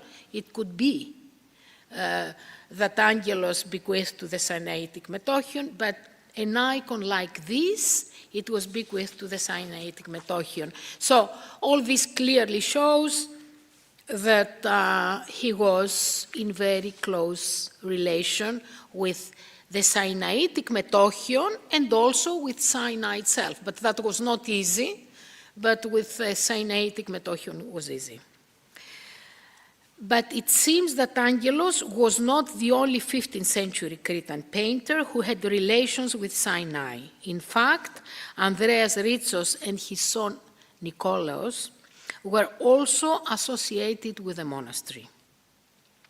We have already attributed to Andreas Ritsos the triptych we've seen a while ago, on which we have two Sinaitic scenes, but in any case, these have survived at Sinai, so what is important is it has survived at Sinai whatever it were to depict, so it shows a relation. And this triptych is standing today on the altar of the chapel of St. James, we mentioned before, to the northeast of the monastery's main church and just before the entrance to the chapel of the burning bush. So it was a very prominent place that they had placed it whenever they did, of course. Andreas Ritsos can also be associated with other triptychs of Sinaitic iconography, such as this one with the burial of St. Catherine, that you clearly see on the right wing, and Moses, so that's one Sinaitic, and then we turn the triptych. As you know, triptychs had two sides, and if we look at the back, we have the famous Moses scenes, the burning bush, untying his sandals, receiving the tablets of the law. As it usually happens at Sinai, we have inscriptions which are completely misleading because they were added centuries later. And now, I know how this happened. This happened when a Cretan painter, as late as the last decades of the 18th century, visited Sinai and spent some time because the abbot was a relative of his, and obviously he invited him. And he decided to add, because this one was not signed, and everything that was not signed but he could recognize, he had a good eye as an art historian, that they were painted by Cretan painters, he would put everything. Dates which appear to be old for him, but they have turned our life into hell, to say why a 17th century icon is not a 17th century, is a 15th, and why an 18th century icon is a 15th. And I've spent many, many hours, days, years on that. That's why I'm telling you that he turned my life especially into hell. And I'll tell you who he was in the end. At the moment, you don't need to know him. So here, the signature by Victor the Cretan and the date Alpha Hini Alpha, which is 1655, were added in the 18th century by him. On one more triptych, which can also be attributed to Andreas Ritsos, the right wing of the, now you see it closed, on the right wing of its rear side, which is divided into two horizontal zones, you have the burial of St. Catherine, and up there you have the three scenes with Moses. I don't need to repeat it. I'm talking to Byzantinists, and they remember that these are the three events in which Moses was involved. And as it happened before, here it was signed by Michael Damaskinos, who lived a century later than Ritsos. So it's not by Damaskinos, it's by Ritsos. In all these examples, the Sinai landscape has taken the shape of the three mountainous peaks which correspond to the actual landscape of the monastery. Mount Horeb in the middle, Mount of St. Catherine on the right side, and the Mount of St. Epistemi on the left. In these triptychs, two new iconographic variations for the Virgin of the Burning Bush made their appearance. In the first, the bust of the Virgin with the Christ child in a mandorla is reminiscent of the Virgin Platitera somehow. That's how she appears. In the second, the Virgin and the Christ child are shown full length, seated in a mandorla of heavenly light in the center of a green bush surrounded by bright red flames. On one of my visits to Sinai, I came across a rather unusual piece of work, a polyptych in the form of a pentaptych, you'll see it very soon, with minute dimensions. Each of its panels measures 7 centimeters, 0.6. I'm not good in dimensions, I'm not good in numbers, but maybe it could be that small? Does this look like 7? Could be, but it's very small, I've seen it. But, it's very small. That's what you have to remember. One wing of the polyptych is missing, but on the others we have 12 gospel scenes, and now, here you have the Nativity, then you have the Papandi, the presentation of Christ to the temple, and you have the Annunciation, and then you have the entry into Jerusalem, and you have the crucifixion, and you have you have the Pentecost, and you have the Ascension, and you have the doubting of Thomas and the dormition of the Virgin.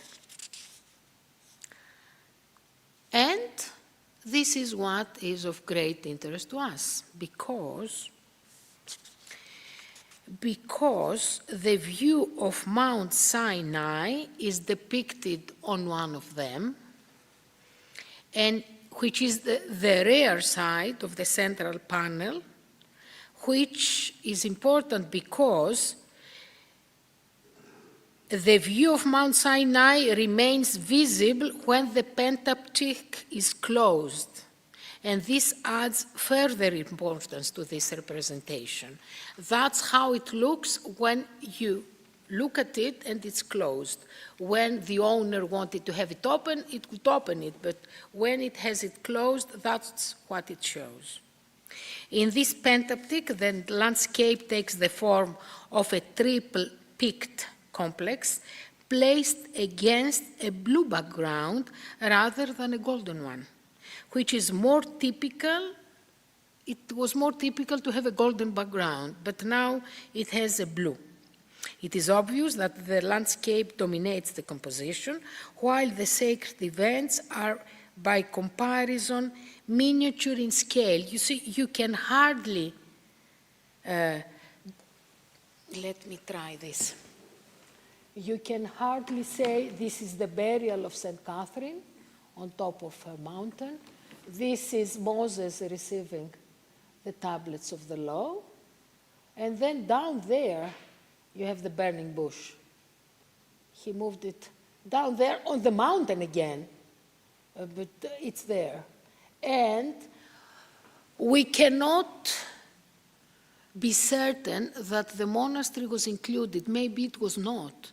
And this makes it even more important that we have the Sinai landscape on a work which, as you see very shortly, I want to associate with the son of Andreas Ritsos, Nikolaos Ritsos, even though it's not painted. And I want to do this because there is a very important document which was signed in front of a Cretan notary, as it always used to happen on such occasions. Every contract was signed in front of a notary in Venetian Candia that we're talking about. So there is a very important document signed, drawn up by a Cretan notary and signed on the 11th of September of the year 1499. So this is too early for the Sinai landscape as an independent, which means this is interesting. So it was signed by the painter Nikolaos Ritsos and Gerasimos Kypreos, a monk in the Sinaitic Metochion of Candia. The contract concerned 24 works in the form of icons. Panagiaria and triptychs, presumably painted by Nikolaos Ritsos himself and maybe some by his father Andreas. We are absolutely certain that they were together, as most of them do. There is a Panagiarion which Hatzidakis decided, no, this is, we don't need this. We don't need this. There is a Panagiarion that Hatzidakis, this is in the monastery of St. John the Theologian on Patmos, because what it happens in this document is that according to the contract, all these works were in the possession of the monk Gerasimos Kypreos, who was about to travel from Crete to Sinai and wanted Nikolaos Ritsos to safeguard them for as long as he was away. So obviously, he wanted to safeguard them, the one who had painted them. He didn't go to another painter and say, will you please keep these that I commissioned to another painter? It was himself. So, and he made it absolutely clear that in the event of his death, Kypreos said, we cannot live forever. Maybe I'm going to take a journey. I may die. So if I die, these works, and he, according to the contract, he said the painter Nikolaos Ritsos has to deliver each of these works to monasteries in the Aegean, such as the monastery of St. John the Theologian. That's why Hadzidakis said this Panagiarion is by Ritsos, so it belongs to the monastery of St. John the Theologian on Patmos, so it's highly possible that this is it, and that's its date. It's late 15th century. Also in the Dodekanis, in the monastery of St. Anthony on the island of Rhodes, and the Ionian Islands too, the monastery in Strophades near Zakynthos. You know it very well, Antonio. You take me there one day. And to Mount Athos, to the monastery of Dionysiou, but most importantly to Sinai. In fact, 17 works were to be delivered to St. Catherine's Monastery at Sinai. The contract makes it clear that all these works had to be handed over in person to the monk Klimis or to the monk Yannis Griparis, both of them monks at Sinai. You can imagine they used to travel more often than we tend to believe. Even today it's difficult to go there. And we don't go as often as they used to go there. It seems that they used to go from Crete to Sinai and from Sinai to Crete. It's reasonable to suggest that all 17 works ended up at Sinai and that the Pentateuch was among them. This contract, though not a commission for Nikolaos Ritsos, makes it clear that the Sinaitic Metochion of Candia was commissioning works from Cretan painters in large numbers. It seems Cretan painters such as Andreas and Nikolaos Ritsos had established a series of Sinaitic themes to meet the monastery's demands. The representation of Mount Sinai on the Pentateuch attributed to Nikolaos Ritsos is of particular interest as it constitutes the oldest surviving representation of the view of Mount Sinai in Cretan icon painting. This seems to suggest that already by the end of the 15th century, representations of Mount Sinai in the form of drawings or prints from woodcuts were circulating in Venetian Crete. We don't think that any of them visited Sinai. They were very busy painters. And when you're a busy painter, you don't have the time to I'm sure it would take you a whole month to reach and then stay there for some time and then return. So I don't think that any of them, not Angelos, not Andreas, not Nikolaos Ritsos, and we have no reason to say they must have gone. So that's why I'm saying that they hadn't seen the view of Mount Sinai, but they had definitely seen prints and drawings and woodcuts at that time, which was quite early. A very telling, let me see, because now you see again this, and then I'm showing you a detail from a woodcut by Erhard Roivich, which was produced in the year 1486. And you know, paper was very easy to travel and to reach another place, which had sea connections with Venice, first of all. And so, this was a painter from Utrecht who had traveled to Sinai, so he's been to Sinai because he had to accompany Bernard of Breidenbach on his journey to the Holy Land and Sinai in the year 1483. So obviously Bernard of Breidenbach didn't have any painting skill, and he said, I want to take with me a painter who is going to paint what I'm seeing. They didn't have cameras, they had nothing. Not even iPhones, they couldn't memorize anything.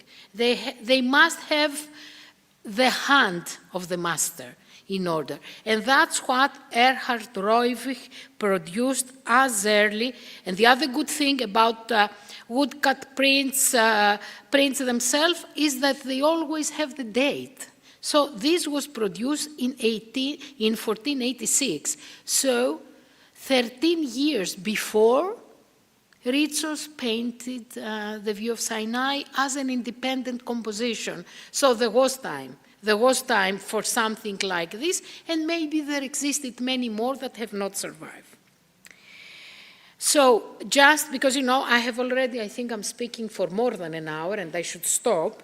But I need to pay tribute to the Modena triptych, because in this town is where the famous Modena triptych by Dominikos Theotokopoulos is, in the Gallerie Estensi. I know that some of you went yesterday to have a look at it. If you didn't go today, it's worth visiting the Gallerie Estensi for many more things. Actually, this is a tiny, usually the idea a slide can give you is completely opposite to the actual side, is that big, and Stefano, who was with me, can tell you it's that big. Is it bigger than this? I think I have this. I have its dimensions. Yes, it's 37 by 23 centimeters. It looks much bigger, each, not the whole of it. So, to me, the view of Mount Sinai as it appears, and you clearly see the arrow which tells you there, that's on the back of the triptych, you have the view of Mount Sinai painted by El Greco, by Dominikos Theotokopoulos. And here you see his view of Mount Sinai next to what Nikolaos Ritsos had painted. I won't read any of my pages, but I can tell you very quickly that the big issue is, where did Theotokopoulos paint this triptych? And everybody believes that it was painted in Venice, and I'm afraid I don't, but this is very much my character. I don't know why I have this. I don't believe to what everybody says. I want to prove the opposite. And I'm sure I'm going to prove the opposite, because if already in 1499 you had a triptych like the one by Nikolaos Ritsos with the view of Sinai as an independent composition, and that's 1499, and for Dominikos Theotokopoulos, the date should be, I would say, 1566 to 65 to 66, in the last years of his stay. Because the other thing I'm not accepting is that this triptych, the Modena triptych, was painted in Venice. It was painted in Crete because it made sense to be painted in Crete. I don't think that Venice had that, was crazy about the view of Mount Sinai. Of course, it was a place where many of these prints and drawings were circulating, but it was not that easy to find a commissioner who would tell you, yes, that's what I want. In Crete, he could find many who were interested, or maybe this was meant to travel to Sinai, but never did, because in the meantime, Dominikos left, because he wanted to discover Western painting. He wanted to become a Western painter, and well done, because he did become one of the biggest Western painters, I think. I'm stopping here because I don't need to tell you more. If you have questions to ask me, I'll be very happy to. I don't know what else I had here, but let me see, no. Yes, because there is a lot of discussion about this engraving by Giovanni Battista Fontana, which was produced in 1569, and this makes you believe that, yes, he saw this engraving and he painted his own. No, he saw this and he painted the panel he painted of the view of Mount Sinai. Which copies this? I think that's the last one I'll show you. And this is a panel today in Heraklion. You see everything. It's the view of Mount Sinai, which is very well documented. It was produced in Rome. It was produced I think for Farnese, I mean, it's written down here. I don't need to give you every single detail. I mean, it's the same. Believe me, it was produced in Rome because we know, and it's been documented, that it belonged to the Farnese collection from a very early time on. I think that's it, yes. And this is the end of my paper, but I strongly believe that the Modena triptych was produced in Crete, and I have,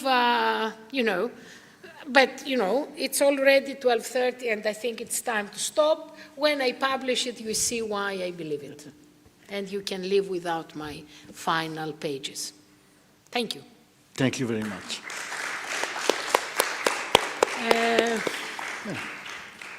Ok. Se c'è qualche domanda, come già pronto, prego. Thank you for this paper. I'm really fascinated by this whole universe of Veneto-Cretan icons. I have two questions. One, specific questions about the Modena triptych, and then a broader question about how its relocation could somehow reconfigure the way we think about Theotokopoulos. So first of all, I wanted to ask you if you give any sort of meaning or importance, not necessarily semantic meaning, to the fact that on the Modena triptych, if I'm not mixing them up, the clouds around Mount Sinai are very conspicuously pink. And there seems to be this rosy light that somehow is filtered by the atmosphere of the mountain. Why I'm asking this is because I've been working for the last 2 years or so on a paper on pink clouds in Byzantium. And it seems there was this very strong visual association between the Sinai theophany and this rosy radiance of the dawn, which has also like Homeric connections and other things. And I was wondering if that couldn't strengthen a sort of post-Byzantine environment of that triptych, because this chromatic encoding of the atmosphere at Sinai would have made sense.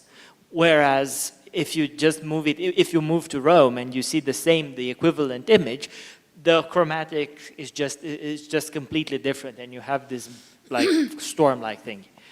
And then my second question, which may I yes, answer your first question, unless it's associated, because maybe I forget the first in the meantime. It's basically the other side of the coin. I just wanted to ask you, how does, like, if this triptych was produced in Crete, how does it reconfigure our understanding of El Greco, developing his Western style in contact with various Italian artists? So it means that he really had a very strong version of this twofold artistic persona that other Cretan painters knew how to cultivate. So he could paint in both styles at the same time, and it depended on commissions and Yes, exactly. Yeah. So let's start with your first question. Can you repeat it now? That's why I told you. Oh, sorry. Don't make both questions. The first is about pink clouds, and if that color tells us something. Yes, I know. What we have to keep in mind is that Cretan, the atmosphere of Venetian Candia, I'm mainly talking about the capital city.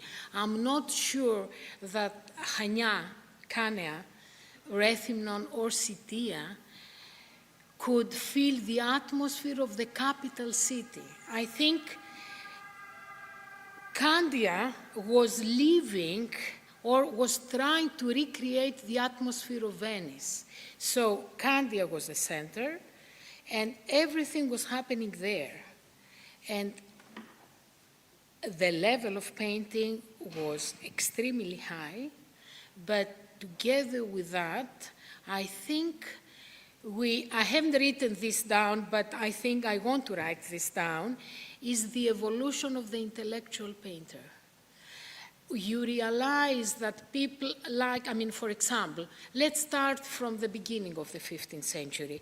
Angelos at a very young age, was able, we know that he didn't compose his will because he was dying, but because he was traveling to Constantinople, and he made himself absolutely clear when he said, I don't know if I'm ever going to come back.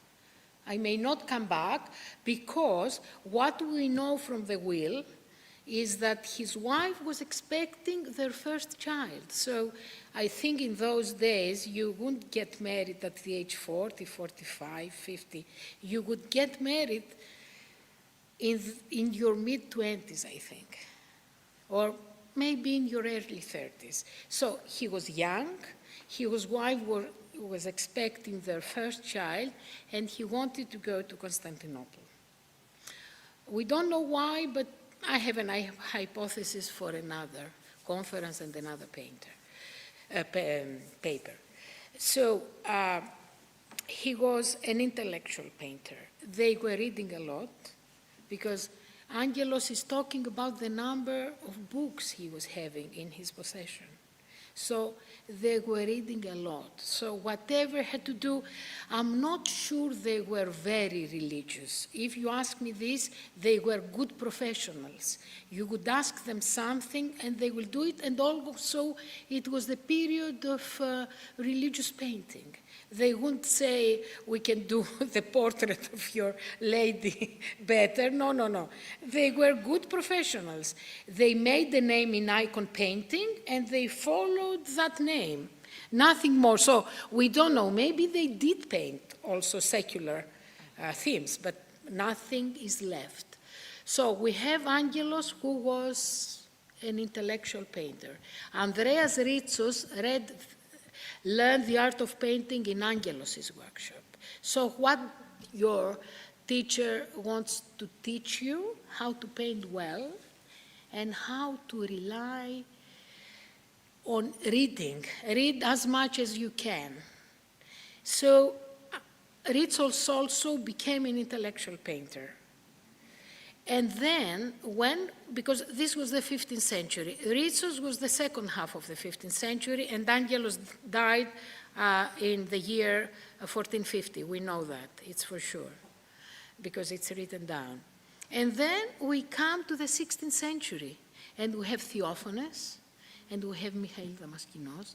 So all of them, they became good painters, but they could also read the Bible whenever they were painting religious subjects, because, you know, especially Michail Damaskinos became a master of Old Testament scenes and, you know, and then the teaching of Christ, everything. So they were reading a lot, and then gradually we reached the time Dominicos Theotokopoulos was born, and that was the year 1641.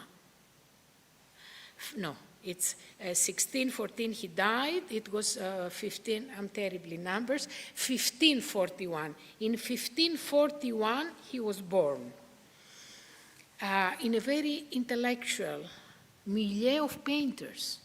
Painters were intellectual people. They were, from what we can understand, they were following the intellectual life of Candia. They were members of that Candia. So if the pink light goes with the reading of the Bible or with whatever, yes, they knew about it. They knew. They didn't have to copy something and say, oh, how interesting, it's pink, I love pink. No, it has to be pink and it will be painted. So Dominicos was one of them. And not only one of them, but he went over the boundaries. He decided to become a Western painter. And he was so absolutely certain about this that he left you know, an atmosphere where he had already made a very big name. The kind of money, his painting that he needed to sell in order to raise some money, it was the highest ever at a time that every icon by the best painter wouldn't cost more than 10 or 15 ducats. His painting was estimated between 70 and 80 because, it followed the legal way. He presented himself to the Duke of Candia, told him, I want to bring this painting into, I don't know the expression, to put it in lottery, how do you say? That's what he wanted to do.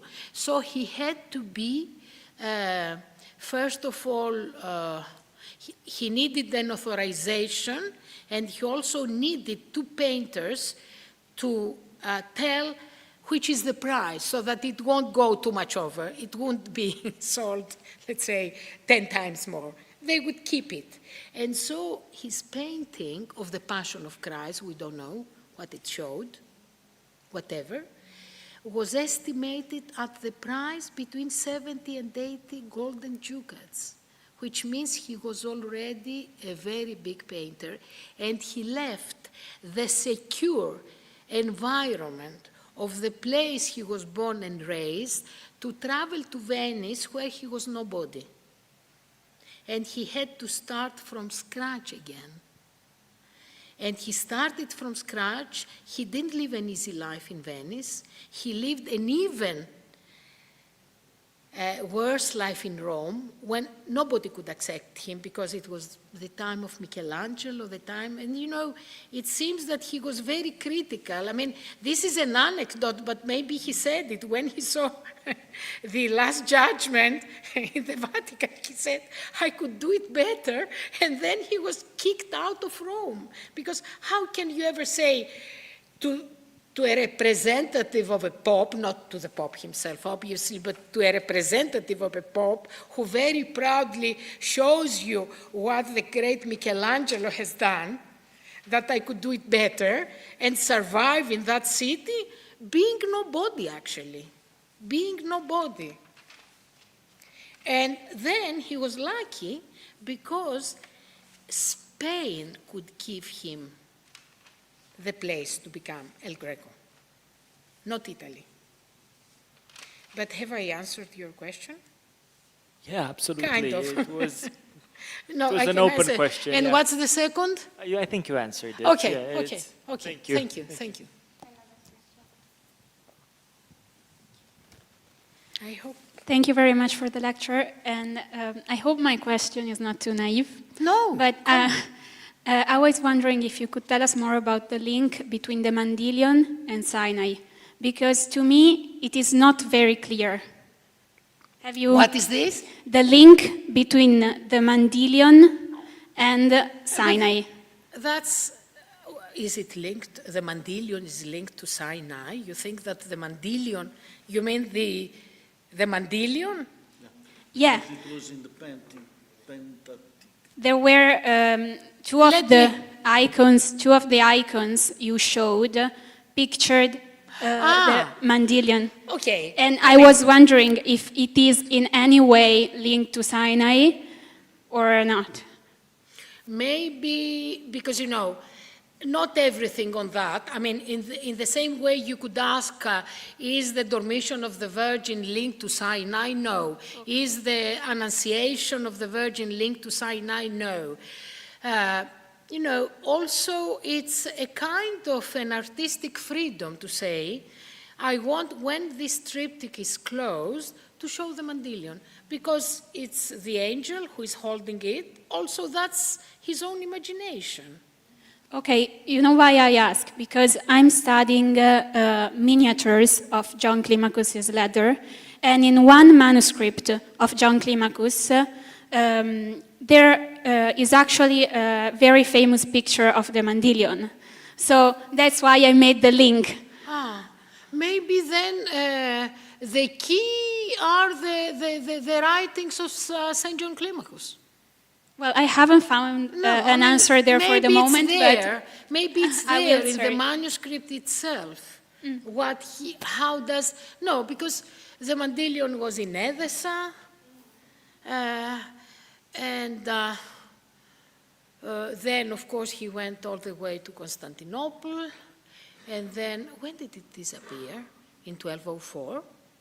No, it was disappeared during the French Revolution. They burned it down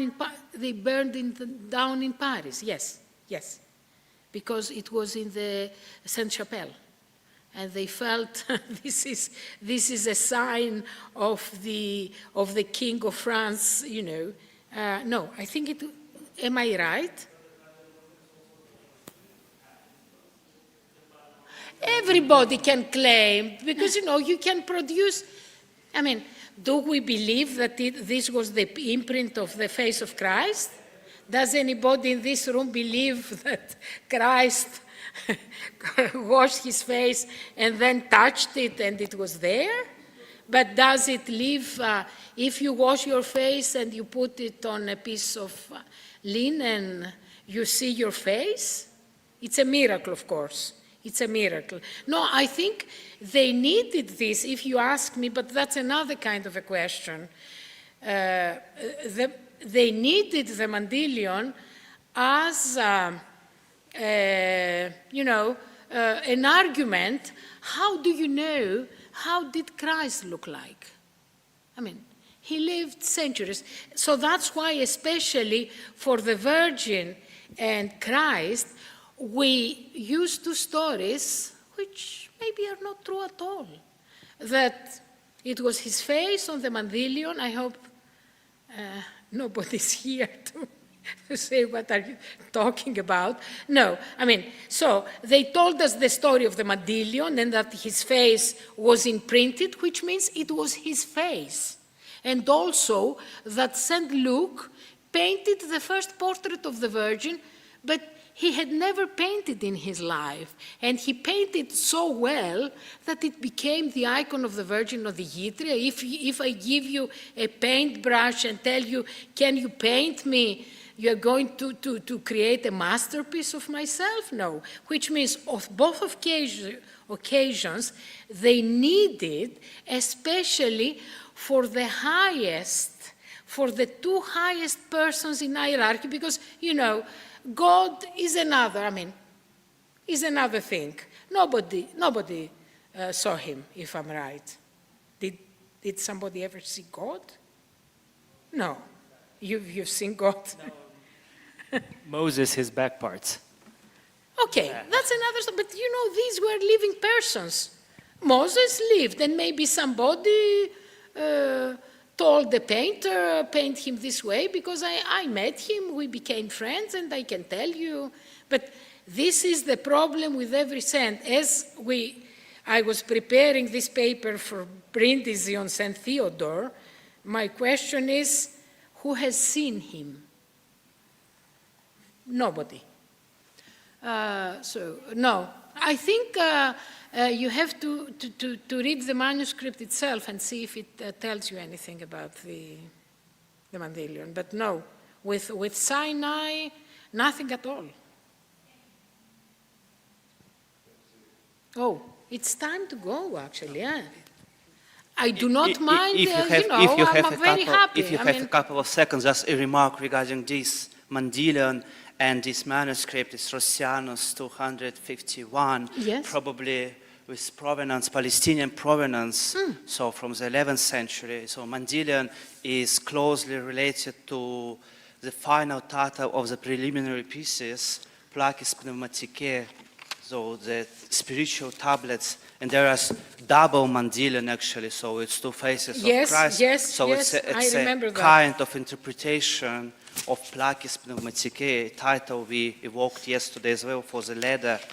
And I argue, so in my dissertation, so I have to publish still my dissertation, but I argue in my dissertation there are few elements in other manuscripts which show Christological aspect of this book of the letter. So in the letter, we have two ideas combined. So the first idea is ascetical one from the hegemon of Sinai, and the other idea is the Christological idea coming from the monastery of Raifu with all the framing of the ascetical discourses, and there is some texts about the Christology, about Christ, and also some paintings or some miniatures like this. So, yeah. That's why I said this is one of the most interesting conferences I ever found myself. in my whole life. I have to say that. It's not just to flatter Antonio and Stefano, but I finished. I think I can. There is a last... There is a question. No, I have no question.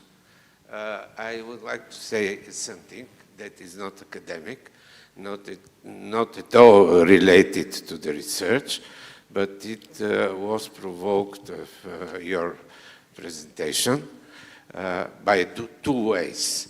First way, you said that you said that the atmosphere is very friendly. That I cannot understand. The atmosphere is very friendly, you said. Yes, in very the friendly beginning, atmosphere, and yes. I am completely agree with you. And the second is when you spoke about the burning bush with branches not cut. That's how I saw it, and I was there 2 years ago. Yes, yes. No, and I would have like seen to- it like to say- this to for say over 10 something years. Of personal experience. I was there. When they cut it? They were cut. It was cut when yes. you went there. No. And, but I was privileged to... Did you take a piece with you? Did you have a piece of the burning bush with you? Yes. Not here. Yes. At home? No, yes. I was under the protection of the Archbishop of Constantina, Aristarchos, and I was free to... And I cut a branch. And it is here in Modena, in the Best Western hotel with me. I travel with it in a special box by olive tree wood. And I have some important things there. Nobody knows. You are the first. I see. Diana did not know, for example. Okay. And it is here making a relation between Very good. this holy mountain and our Very good. conference. Thank you. Thank you for the information. Thank you. Thank you. Okay. May I start Grazie. and go? May I go? Grazie a tutti. Thank you very much. Grazie a chi ha partecipato come relatore, a chi ha assistito come pubblico. È stato un piacere da parte nostra accogliere questo convegno. Spero ci sia occasione di rivedersi presto. Grazie a tutti.